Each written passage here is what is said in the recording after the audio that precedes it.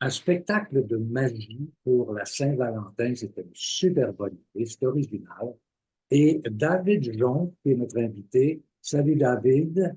Allô, David? Bonjour, bonjour. Merci de me recevoir. Ça fait tellement chaud au cœur de vous voir tous les deux ce matin. Merci de m'inviter. On a été bouleversés une fois quand on est allé voir ton spectacle et je me suis dit que c'est impossible qu'un oboïste, un musicien classique ait autant de talent et de facilité à faire de la magie.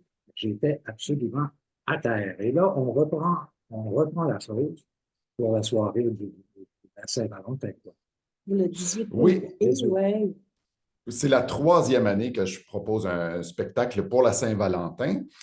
Cette année, le concept évolue à chaque année. Aujourd'hui, cette semaine, la semaine prochaine, ça va être un spectacle avec un collègue, un ami, Sébastien Crête. Donc, ça prend de l'ampleur à chaque année. L'année dernière, vous étiez venu voir le spectacle. D'ailleurs, si mon souvenir est bon, Winston, j'avais fait un petit tour avec toi. Un Et petit moi peu aussi, humilié, mais c'était Et correct. toi aussi. moi Pardon? aussi, on était des cobayes. J'étais un petit peu humilié, mais c'est très correct. Mais c'était de bonne guerre. Absolument. Et puis, l'année d'avant, j'avais aussi fait un spectacle virtuel parce qu'évidemment, on était dans les périodes de confinement, COVID, tout ça. Fait que ça avait été une édition virtuelle. Mais donc, c'est la troisième année que je propose un spectacle pour la Saint-Valentin, effectivement. Mais justement, David, tu as développé ce talent durant la période de COVID. Oui, c'est ça. Ça faisait longtemps que je faisais de la magie de façon amateur avant la COVID. Mais c'est la COVID qui m'a permis de canaliser mes énergies parce qu'évidemment, on s'en rappelle, là, c'est une période qui a été assez difficile pour la musique. Les périodes de confinement, évidemment, du jour au lendemain, plus aucun contrat musical. Donc, plus vraiment de raison de pratiquer ça non plus.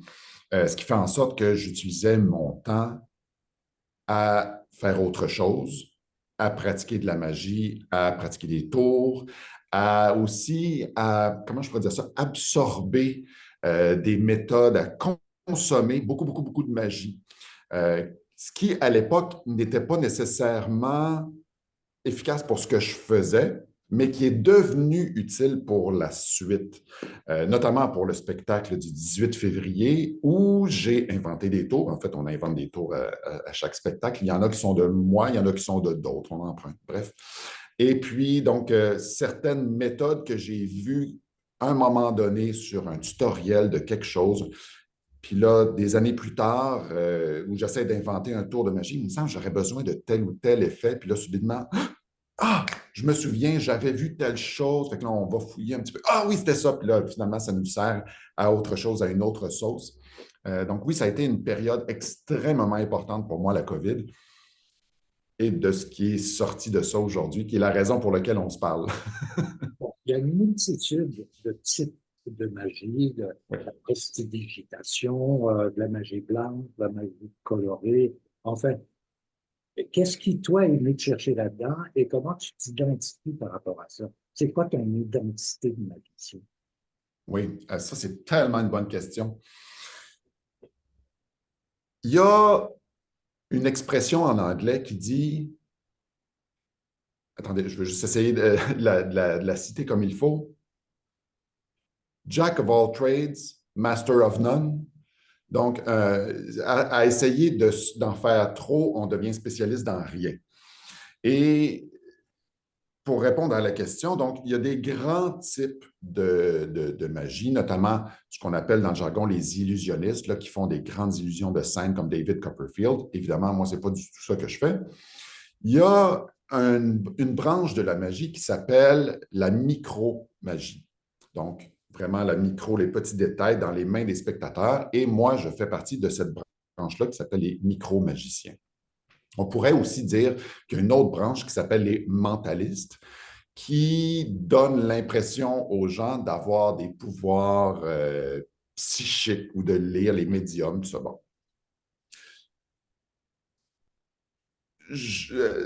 comment je pourrais dire ça? Je suis plus je suis plus un micro-magicien qu'autre chose, mais ça ne veut pas dire que je ne touche pas un peu à d'autres choses, à gauche, à droite. Parce que, ultimement, le but du magicien, c'est de divertir son public, divertir son auditoire, ce qui fait en sorte que si on reste toujours dans le même style, ça peut éventuellement devenir un peu ennuyeux. Donc, si on essaie d'ouvrir juste un petit peu les horizons, ça permet d'avoir une espèce de vent de fraîcheur quand on fait de la performance. Puis comme je le disais, le but ultime, c'est de divertir les gens. Si on fait un parallèle avec la musique, j'adore Bach. J'adore Bach, c'est mon plus grand compositeur favori, j'adore Bach. Ça ne veut pas dire que j'écouterais l'intégrale des cantates de Bach de A à Z. C'est trop. Ça prend un petit peu plus de variété. Alors, ben, c'est là où est-ce que justement les différents types de magie en viennent à se côtoyer puis à se chevaucher. On peut utiliser même un petit peu de ci, un petit peu de ça pour faire un nouveau tour de magie. Et ça donne un vent de fraîcheur. Ça rend les choses plus intéressantes. Le spectacle dure combien de temps? Ma partie à moi devrait durer à peu près 1 heure. Mais la nouveauté de l'année, c'est que j'ai un autre magicien qui va ouvrir le spectacle, Sébastien Crête. Donc, le concept, c'est que l'année dernière, j'avais fait 1 heure de magie en première partie, une petite pause, puis après ça, 1 heure de magie en deuxième partie où j'étais dans la foule. Maintenant, cette année, je me suis dit que cette formule-là était beaucoup trop intense pour moi. Parce qu'en fait, pour la petite histoire, là, il y avait des amis du secondaire qui étaient venus voir ce spectacle-là, qui sont restés après, puis j'ai fait de la magie en encore une autre heure, une fois que tout le monde était parti. J'ai fait 3 heures de performance. J'avais un concert dans l'après-midi, puis une générale le matin. Ça a été une journée très intense. Cette année, donc, je me suis dit, je vais me calmer un petit peu, je vais focusser toute mon attention sur 1 heure de magie à moi et je vais demander à un autre magicien de venir faire une première partie pour moi. Donc, Sébastien Crête va venir assurer la première partie. Il devrait faire environ 35-40 minutes, une pause de 20 minutes et moi une autre heure. Donc, au total, ça devrait durer à peu près 2 heures. Tu as intitulé ton spectacle Rouge, un spectacle haut en couleur. Pourquoi ce titre, David? Ça prend une thématique pour faire un spectacle de magie ou n'importe quel type de prestation. Et l'année dernière, le concept était la synchronicité, où là, j'essayais de tester les synchronicités entre les personnes, entre des spectateurs, entre moi et le public, entre Winston et le reste des spectateurs. Et cette année, donc, je me suis dit que le concept serait intéressant si c'était sur les couleurs. Parce que l'année dernière, j'avais un spectacle qui était basé, comment je pourrais dire ça, qui devenait de plus en plus mentaliste. Au fur et à mesure que le spectacle avançait, ça devenait de plus en plus intellectuel. Cette année, je voulais garder les choses très visuelles. Ça ne veut pas dire qu'on n'ira pas, comme je le disais tantôt, chercher un peu dans le mentalisme ou dans les grandes illusions, bon, bref. Mais je voulais quelque chose qui va être intrinsèquement intéressant pour les yeux. Et j'ai décidé de faire des tours autour des couleurs, mais en gardant les accessoires variés pour garder justement ce vent de fraîcheur. Donc, évidemment des cartes, mais des foulards, des cordes de différentes couleurs, des nuanciers. Vous savez, les espèces de petites palettes qu'on trouve à la quincaillerie là, pour choisir quelle peinture on veut. Il va y avoir de ça, il va y avoir des pièces de monnaie, il va y avoir beaucoup de surprises. Et justement, tu nous as préparé un tour d'idée. Est-ce qu'on pourrait... Absolument, on peut y aller. Donc, comme je le disais l'année dernière, je ne sais pas si vous vous souvenez, je vous disais que, ah oui, c'est ça, l'année dernière, je vous avais fait un tour avec 3 pièces de monnaie. Je les faisais apparaître, puis après ça, disparaître. Cette année, j'ai toujours 3 pièces de monnaie, mais je ne les ferai pas ni apparaître ni disparaître. Par contre, si je souffle, il y a une pièce qui se téléporte de ma main gauche à ma main droite. C'est peut-être un peu particulier. Je suis peut-être allé un petit peu vite, j'en conviens, mais 2 dans ma main gauche, une dans ma main droite et une dans ma main gauche, 2 dans ma main droite. Je pourrais faire transférer la dernière pièce assez rapidement, mais je préfère vous montrer en fait que je suis ambidextre et que je suis capable de faire ça des 2 côtés. Il s'agit vraiment des pièces en métal, en argent massif. Et il suffit, comme je le disais, comme ça ici, pour transférer les pièces de ma main droite à ma main gauche. Maintenant, je vais faire transférer la dernière pièce de ma main droite à ma main gauche, mais tellement rapidement. Faites attention, si vous clignez des yeux, vous ne le verrez pas. Attention. Tadam! Et puis, j'ai pas cligné des yeux. Non! OK. Juste au cas. Ça manque un petit peu, ça manque un petit peu de oomph. Fait qu'on on va reprendre ça comme ça. Attention. Ah, Une, deux et trois pièces en argent massif. Bravo. Et voilà. Bravo. vitesse, dextérité. Et humour, parce que tu Ouais. utilises beaucoup l'humour. Oui, dans toutes les performances, ben, ça revient un petit peu à ce que je disais tantôt. L'intérêt, ce qui est important dans la magie, comme dans beaucoup d'autres arts, c'est de divertir. Et l'humour fait partie de ces outils que le magicien a pour réussir à faire, à divertir les gens. Le focus doit quand même rester la magie, mais ultimement, on essaie de divertir les gens. Puis il y a une espèce de courbe aussi similaire dans la magie et dans l'humour. C'est-à-dire qu'il y a toujours une ascension de la tension. Et quand cette tension-là se relâche, c'est là que le rire arrive. Puis s'il y a des humoristes qui nous écoutent, ils vont voir aussi que la blague monte, monte, monte, il y a une tension, puis après ça, il y a la tombée, puis le rire sort. Mais comme c'est la même courbe avec un tour de magie, ça fait en sorte que l'humour est tellement facilement imbricable que c'est difficile pour moi de faire la distinction entre les deux. Donc, l'un va avec l'autre. Et ton deuxième tour? Oh, mon deuxième tour, Oui, oui, wow. tour de cartes. Je Oui. propose un tour de cartes. Je vais me lever pour l'occasion. Donc, j'ai trois cartes. Encore une fois, je peux vous promettre une chose, je n'en ferai pas apparaître, je n'en ferai pas disparaître, simplement trois cartes, mais ce ne sont pas des cartes ordinaires. Je vais avoir besoin de votre mémoire. La première carte sur le dessus, c'est un losange rouge. Il faut mémoriser losange rouge. La deuxième carte, celle du milieu, c'est losange rouge. Jusque-là, je pense que ce n'est pas trop difficile. La troisième carte, et c'est là que ça devient un petit peu plus compliqué, c'est losange bleu. Alors, la question que j'ai pour vous, c'est quelle est la couleur du losange sur le dessus? Je réponds bleu. Évidemment, ça devrait être bleu, mais je suis magicien. Si les choses étaient vraiment comme elles sont supposées d'être, ça serait un divertissement très différent. Donc, en fait, non, la couleur qui est sur le dessus, c'est rouge. On va se donner une deuxième chance. Si je prends cette carte et que je la mets en dessous du paquet, quelle est la nouvelle carte sur le dessus?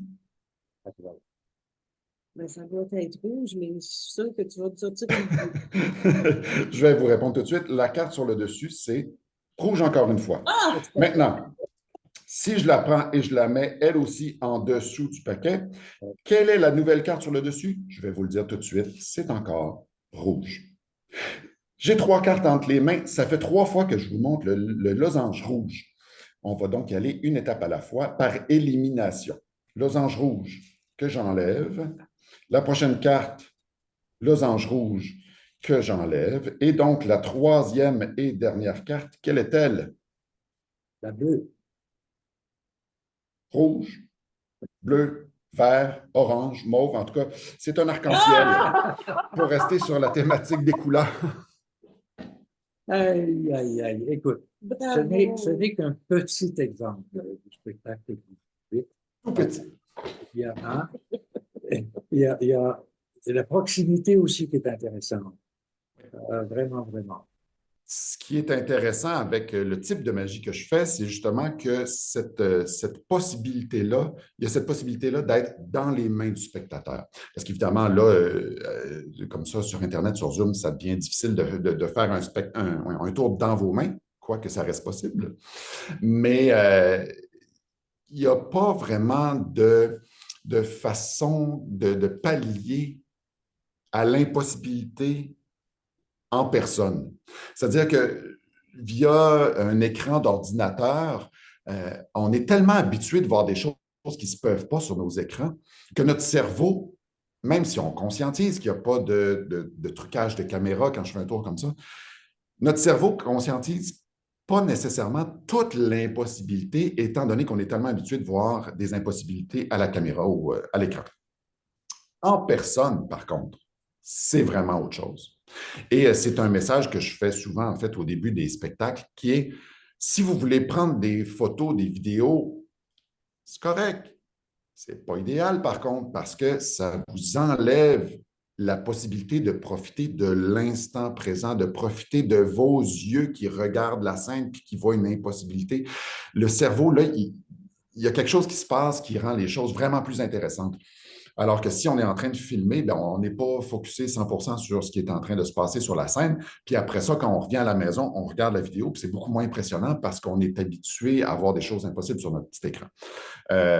Donc oui, en personne, beaucoup mieux. Alors, David John, je vais en terminant te demander d'inviter tout le monde qui peut entendre, voir, écouter ce que l'on est en train de se raconter, à aller faire un tour à ton spectacle qui a lieu dans quelques jours à peine. 18 février 2024 à 19h30 à l'espace La Risée, 1258 Bélanger, au coin de Normanville. Il reste encore quelques billets à vendre, peu. Donc, si vous êtes intéressé, dirigez-vous vers mon site web le plus rapidement possible. Au moment d'enregistrer cette vidéo, il reste 15% des billets à vendre encore. J'ai vendu 85% de ma salle. Donc, mon site internet, djmagicien.com. Il y a un petit onglet en haut à droite, spectacle en salle. Cliquez là-dessus, suivez le lien et ça va vous mener à la bonne place. Et c'est une merveilleuse idée de cadeau pour la Saint-Valentin. Exactement. Et Merci beaucoup, voilà. David. Merci à vous.